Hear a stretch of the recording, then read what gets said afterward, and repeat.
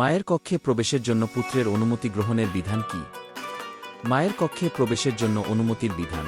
মা সন্তানের জন্য চির মুহাররামা হওয়া সত্ত্বেও ইসলামের বিধান অনুযায়ী মায়ের ঘরে প্রবেশের পূর্বে পুত্রের অনুমতি নেওয়া ওয়াজিব।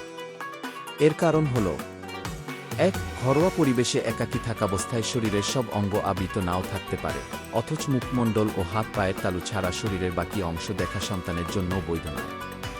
২. পুত্রের জন্য মায়ের সাথে দেখা সাক্ষাৎ বৈধ হলেও তার সতর দেখা বৈধ নয়। ৩. মায়ের কক্ষে প্রবেশের পূর্বে পুত্রের অনুমতি গ্রহণে রাসূল সাল্লাল্লাহু আলাইহি ওয়াসাল্লামের নির্দেশ বিদ্যমান। তাই প্রবেশের পূর্বে সালাম দিয়ে অনুমতি গ্রহণ করতে হবে।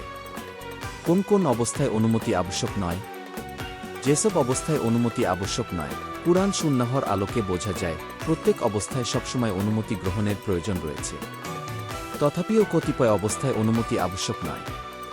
যেমন ফখরুদ্দীন রায়ী রহমাতুল্লাহ তার তাফসীর গ্রন্থে লিখেছেন: ১. ঘরে আগুন লাগলে নিভানোর উদ্দেশ্যে ত্বরিত ছুটে এসে নিভানোর কাজে লেগে যাবে। ২. চোরের হাঙ্গামা শোনা গেলে। ৩. গর্হিত কাজ বা কথা প্রকাশিত হতে দেখলে।